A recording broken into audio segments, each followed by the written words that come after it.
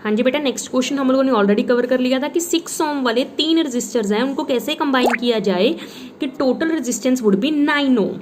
चलिए, अगर दो को पैरेलल और एक उसको तीसरे को उसके साथ सीरीज में लगा ले तो 6 × 6 36 डिवाइडेड बाय 6 + 6 12, 36 डिवाइडेड बाय 12 3 और 3 + 6 आंसर आ गया 9 ओम। अगर दो को सीरीज में लगा लें 6 + 6 12 और तीसरे को उसके साथ पैरेलल में लगा लें 12 × 6 72, 12 + 6 18, सो आंसर वुड बी 4 ओम। चलिए नेक्स्ट है बच्चे के इसमें दिया हुआ कि बहुत से बल्ब 220 वोल्ट सप्लाई लाइन के साथ लगाए गए हैं और हर एक बल्ब जो है वो 10 वॉट का है। अभी पोटेंशियल डिफरेंस गिवन है 220, हर एक की पावर गिवन है 10 वॉट, तो हर एक बल्ब कितना करंट कंज्यूम कर रहा है 1/22 एम्पियर। एक बल्ब इतना करंट कंज्यूम कर रहा है, ठीक है। तो ये कह रहे हैं कि कितने लैंप्स को आप लगाओगे ताकि मैक्सिमम अलाउेबल करंट अभी 5 एम्पियर है, तो उस केस में कितने बल्ब्स लग सकती हैं। देखो मैक्सिमम कितना है करंट 5, एक की कितनी है, एक बल्ब की कितनी करंट की कंजम्पशन है 1/22, दैट मीन्स अब इजिली 110 बल्ब्स को 110 बल्ब्स जो हैं वो इजिली प्लेस किए जा सकते हैं, ठीक है। चलिए नेक्स्ट, एक हॉट प्लेट है इलेक्ट्रिक अवन की जिसको कनेक्ट किया गया है 220 वोल्ट लाइन के साथ, ठीक है। उसके साथ दो कॉइल्स हैं 24 की। इसमें 3 केसेस हैं, पहले उनको सेपरेटली यूज करते हो, फिर सीरीज में यूज करते हो और फिर पैरेलल में यूज करते हो। तीनों केसेस में अलग अलग करंट फाइंड आउट करना है। देखो बच्चे, सबसे पहले तो हम लोग बात करते हैं सेपरेटली। तो सेपरेटली कितनी रेजिस्टेंस है 24, V = IR, potential difference 220, resistance कितनी लोगे 24, आंसर आ जाएगा। दूसरे केस में सीरीज में, तो इस केस में रेजिस्टेंस कितनी 24 + 24 48, नाउ 220 डिवाइड बाय 48। अभी पैरेलल में लगाना है, ठीक है, R/N यानी R/2, 24/2, आंसर कितना आ गया 12। नाउ 220 डिवाइडेड बाय 12 है रेजिस्टेंस, आंसर आ गया 18.3 एम्पियर। तो जब सेपरेटली था तो 24, जब सीरीज में था 24 + 24 यानी 48, जब पैरेलल में था तो 1/24 + 1/24 करके 12 ओम आ गई। तो फिर उस अकॉर्डिंग हम लोगों ने रेजिस्टेंस ले ली, ठीक है बेटा। चलिए नेक्स्ट है कंपेयर करनी है पावर 2 ओम रेजिस्टर में।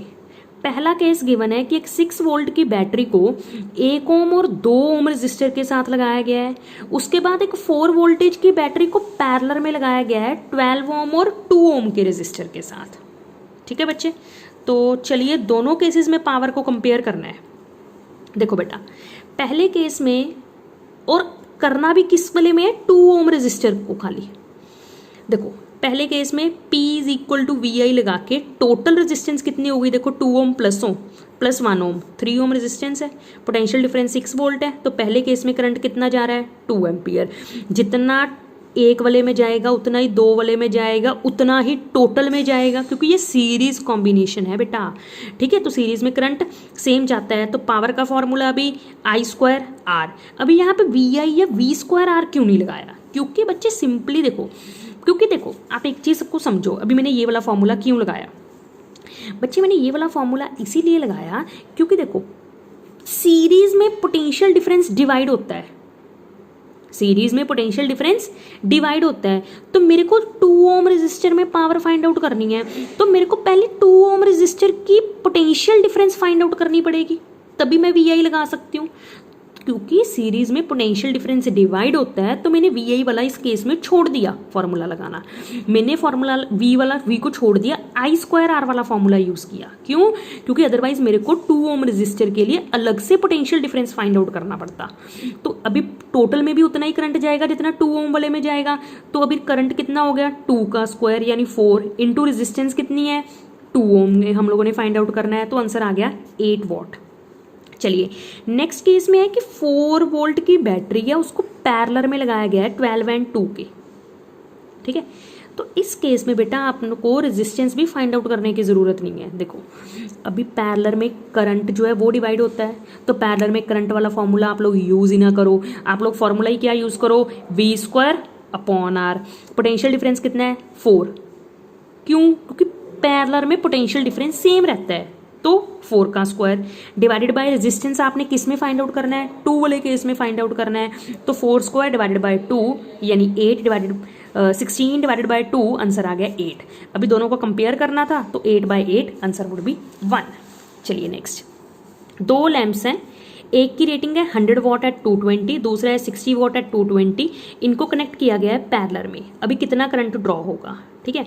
तो पहले का फाइंड आउट कर लेते हैं, 100 डिवाइडेड बाय 220, ठीक है। फिर दूसरे का 60 डिवाइडेड बाय 2 करंट 220, ठीक। अभी पैरेलल में करंट डिवाइड होता है, टोटल सम अप कर लेंगे दोनों को फाइंड आउट करके, ठीक है। चलिए नेक्स्ट इजी वन स्टार्ट हो गए हैं बच्चे। विच यूजेस मोर एनर्जी, एक 250 वॉट का टीवी सेट 1 घंटे में ज़्यादा एनर्जी कंज्यूम करेगा या एक 1200 वॉट का टोस्टर 10 मिनट में ज़्यादा एनर्जी कंज्यूम करेगा। तो देखो बेटा, या तो आप इसको किलोवाट आवर में कर लो दोनों को, या फिर आप इसको सेकंड में कर लो, ठीक है। जैसे 250 वॉट का टीवी सेट है 1 घंटे में, 1 घंटे का मतलब हो गया यानी 3600 सेकेंड, तो इसने टोटल एनर्जी कंज्यूम की 9 लाख जूल। 1200 वॉट का टोस्टर इन्हें 10 मिनट के सेकंड बना ले 600 सेकंड, इसने एनर्जी कंज्यूम की 724 टाइम्स 0, ठीक है।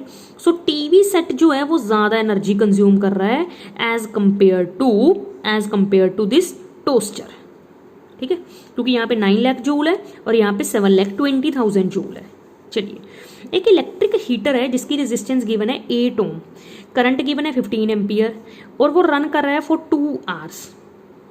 Calculate the rate at which heat is develop in the heater. Rate का मतलब होता है विद रिस्पेक्ट टू टाइम।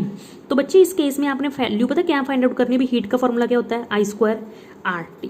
आपने रेट फाइंड आउट करना है ना, तो आपने h/t की वैल्यू फाइंड आउट करनी है। द रेट का मतलब होता है, तो आपने वैल्यू फाइंड आउट करनी है I²R की। तो I² मतलब 15 का स्क्वायर इंटू R मतलब 8, तो 15 इंटू 15 इंटू 8 आंसर आ गया 1800 वॉट। एट द रेट का मतलब था बच्चे with respect to, at the rate to time, इसीलिए हम लोगों ने टाइम के साथ मल्टीप्लाई नहीं किया। चलिए यहाँ पे सिंपल ही आपको रीजनिंग वाले थे कि टंगस्टन ही यूज करते हैं, कल ही बोला था, क्योंकि इसका मेल्टिंग पॉइंट बहुत ज़्यादा है 3380, ठीक है। Low rate of evaporation, high flexibility. Why are the conductors of electric heating devices such as, हाँ जी, जो भी हमारे पास जैसे आयरन वगैरह है, ठीक है, उसका जो बेस होता है ना, ठीक है, उसका जो बेस होता है जिसके साथ हम लोग आयरन करते हैं, वो बेस को अलॉय के साथ बनाते हैं, ना कि सिंपली एक प्योर मेटल के साथ। इंपॉर्टेंट वाला है, क्योंकि बच्चे इसकी जो रेजिस्टिविटी, जो रेजिस्टेंस होती है ना अलॉय की, वो बहुत ज़्यादा होती है। अगर इसकी रुकावट ज़्यादा है तो इसका मतलब इसमें करंट कम जाएगा, और अगर करंट कम जाएगा तो बेटा फ़ायदा है। अगर करंट कम जाएगा तो जैसे हम लोग आयरन कर रहे हैं तो उस केस में ज़्यादा हीटिंग नहीं होगी, ठीक है, ज़्यादा हार्म नहीं पहुंचेगा। तो इस केस में हम लोग प्योर मेटल की जगह पे अलॉय यूज़ करते हैं, क्योंकि उनकी रेजिस्टिविटी ज़्यादा होती है। सीरीज़ अरेंजमेंट हम लोग नहीं यूज़ करते घर पे। वही है कि अगर एक अप्लायंस स्विच ऑफ हो गया then all the appliance stop working, ठीक है। चलिए, बाकी हर एक का सेपरेट स्विच नहीं होता सीरीज़ के केस में, हर स्विच जो है वो सेम के ऊपर सारे अप्लायंसेस रन करते हैं, तो आप उनको सेपरेटली ऑन ऑफ नहीं कर सकते हो। How does the resistivity very with the area, answer would be inversely, ठीक है। तो रेजिस्टिविटी या रेजिस्टेंस जो है वो एरिया के साथ इनवर्सली प्रोपोर्शनल है, रेजिस्टेंस और एरिया। कॉपर और एल्यूमिनियम वायर्स क्यों यूज़ करते हैं, ये तो आपने 8th में भी पढ़ा था, क्योंकि they are good conductor of electricity, और इनकी रेजिस्टिविटी, इनकी रुकावट कम होती है प्योर मेटल की एज कंपेयर टू अलॉय। अगर प्योर मेटल में रुकावट कम है, रेजिस्टिविटी कम है, तो करंट क्या जाएगा, ज़्यादा जाएगा, ठीक है। अगर उनमें करंट ज़्यादा जाएगा तभी हम लोग इनको यूज़ करते हैं for electricity transmission. Thank you बेटा।